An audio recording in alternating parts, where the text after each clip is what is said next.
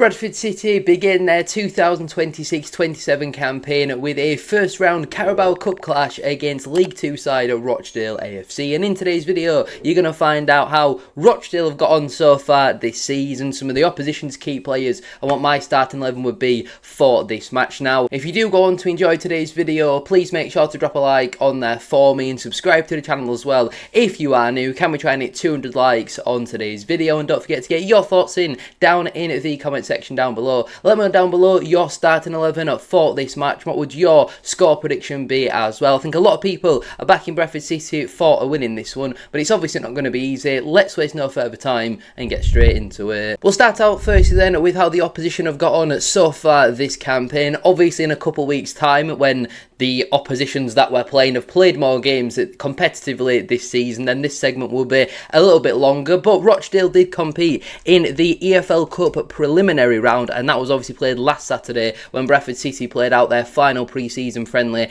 against Salford City. But that ended up finishing in a 2-2 draw. We saw former Bantam Ryan East score for Rochdale, and obviously Jordan Davis scored as well for Tranmere Rovers. He was on trial for Bradford City in our first couple of matches, but that one ended up finishing in a 2-2 draw, and Rochdale ended up advancing 2-1 on penalties. Yes, that is not an error. Look how many missed penalties that there were. Jordan Davies was the only man to score for Tranmere, and then they missed their next 4 penalties. And to be fair to Rochdale, they were slightly better, but they only themselves had a 50% success rate. But that got them through into this round, and I think playing either Rochdale or Tranmere, Bradford City was certainly going to be the heavy favourites. The last time out between these two sides saw Bradford City pick up a 3-0 away victory. This was obviously in the Mark Hughes playoff season, and it was a fantastic win on that day. 3-0, job done, and it was towards the last stage of the season. I think it was a sold out away and of about 3,000-4,000 Bradford fans. Obviously at Rochdale away you do get the side there, but a really enjoyable game this one, and obviously we battered them pretty much. A scoreline something similar in this game would be pretty ideal, wouldn't it? But last time out we picked up a comfortable win against the Dale. And then a new segment again brought in for this season's match previews are 3 key plays to look out for the opposition. Firstly, Emmanuel Diaz-Urevre. He is a 31-year-old striker. He's a big physical presence at the top end of the pitch and has done very well in the National League over the last couple of seasons. Got 34 goal contributions and massively contributed towards Rochdale's promotion back into the Football League. Prior to that, he got 39 goals across 2 seasons with Hartlepool, got 13 in 42 at Halifax, and even 7 in 16 with Grimsby. But prior to that, really had struggled in League 2, so it'll be interesting to see how he does get on this season. But coming off the back of a season where you scored 27 goals, you're certainly going to be no mug, and obviously he's going to provide a bit of a test for our defence in this one. I'm also going to highlight former Bantam Ryan East, who obviously got a goal and an assist in his first game of this season against Tranmere. Last season got 12 goal contributions in the National League. Obviously only really had a year with Bradford City. Again, that was the season where we managed to make it into the playoffs, but I think in the second half of the season when we brought in Adam Clayton, he obviously really did struggle for game time, went out on loan to Rochdale and then ended up signing on a permanent deal with them, and obviously did very well last season in the National League. I'm sure he's developed a lot since then. I quite like Ryan East from his time at Bradford City. I thought he had a pretty decent cultured left foot and was better than some of the other midfielders that were getting picked in that season, but I think Ryan East is a tidy option for them to have in that midfield. And the final danger man at Rochdale that I'm going to highlight is winger Kean Hayes. It's still only 23 years of age, now in his second spell with the football club. Obviously really made a name at Fleetwood, but goal contributions have always been something that Hayes has struggled with, apart from his time really with Rochdale, where he got 7 goals in 24 appearances a couple of seasons ago. That then earned him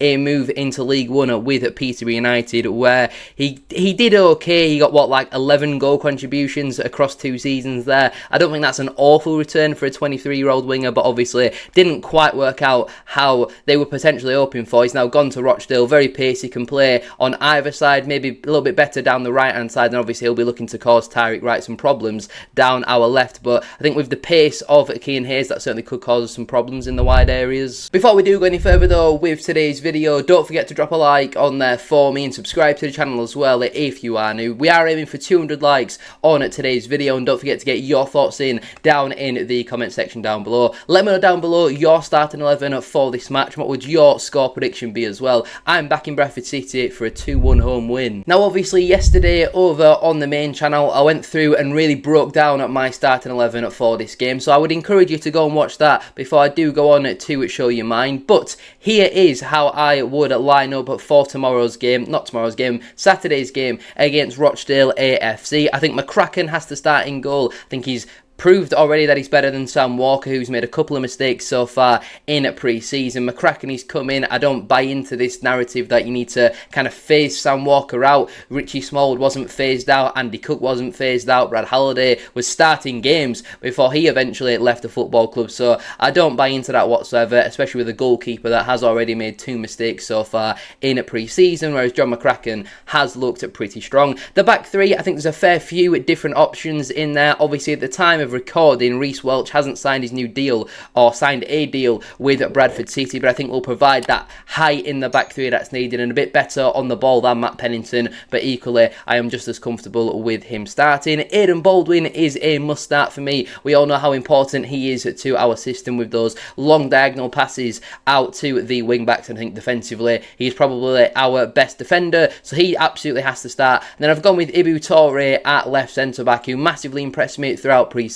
whether playing as a left centre back or largely as a left wing back. I think Ibu Toure had a really strong pre-season. I look at Gillespie, who missed a game or two, didn't particularly cover himself in a lot of glory for the first goal that Salford do score on Saturday, but just with how strong that Toure played across pre-season, I think it'd be really harsh to leave him out. I think the wing-backs both pick themselves in Josh Nerthel and Tyreek Wright. I don't really see them as much competition for them at this moment in time, especially when you're playing at home against a side in the division below that have just been promoted from the division below that one. You would like to think that going with attacking wing-backs is certainly not a problem. Obviously, the deeper midfield roles, there has been a lot of debate throughout all of pre-season and even up until the time of recording who should be the starting pivot. We know we desperately need some more reinforcements, not just in midfield but in the squad entirely, and we'll come on to that in a bit more detail later on in today's video. But I've gone with Cartwright and Sarcevic. I feel like with Rochdale probably they're going to want to play on the counter-attack in this one, and having a double pivot of Connolly and Sarcevic really does concern me. There's very limited pace in there whatsoever. While they're obviously much better mentally and they're going to be much more comfortable in possession than maybe where we were last season, the lack of legs does concern me, and Henry Cartwright really did impress me in pre-season. Anthony Sarcevic is probably going to be Bradford City's captain as well, and obviously he was our joint player of the season last year for a reason. He's a very good footballer, so I would personally go with Cartwright and Sarcevic for this game, but I'd be very surprised if Callum Connolly does not start. And then again, in terms of the front three, there's a lot of different options for Bradford City to have, but we can only pick 3 of them. Caden Jackson, I've been very impressed with him so far in pre-season. Got a couple of assists and a goal or 2 in there as well. With Adam Phillips missing a couple of games through injury, I do think Jackson has looked really sharp and was very strong against Salford City. Obviously assisted our second goal, so I would personally start Jackson on the right. Will Swan has to start for me, and I think he's looked really strong in those attacking midfield roles. Has obviously scored 5 goals throughout pre-season, had a nice brace against Halifax, got a brace out in Austria as well, and obviously scored a further goal against Preston. And his link-up play with Jake Beasley, who would be my striker, was brilliant. I think Beasley works really hard for the team. He takes that physical workload off of Swan at the top end of the pitch, and I think based on what I've seen in pre-season, a form, kind of injuries factoring in as well, and also factoring the opposition, I think that is the best team for Bradford City to play to get a result against Rochdale on Saturday. But there's another 7 or 8 players who've got a really strong argument that they should also be starting. There's a lot of tough decisions for Alexander to make. Literally just at the time of recording, the signing of Reece Welch has officially been confirmed, but obviously in the Carabao Cup you do get 9 substitutions, so on the bench for me would be Sam Walker, Matt Pennington, Joe Joe Wright, Macaulay Gillespie, Callum Connolly, Adam Phillips, Bobby Poynton, Stephen Humphries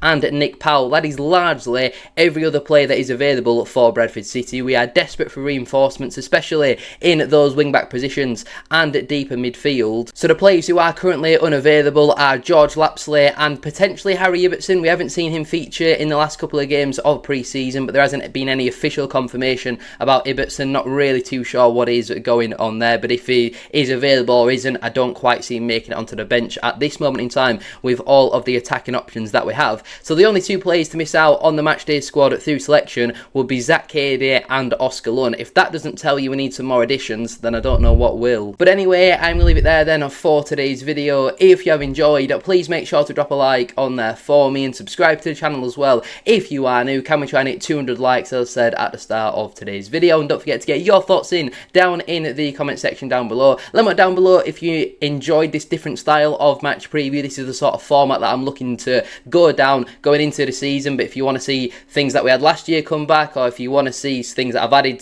to kind of take it out and you didn't really enjoy them, then let me know all your thoughts down below. But thank you all for watching, have a great rest of your day, and I'll see you very soon for another one.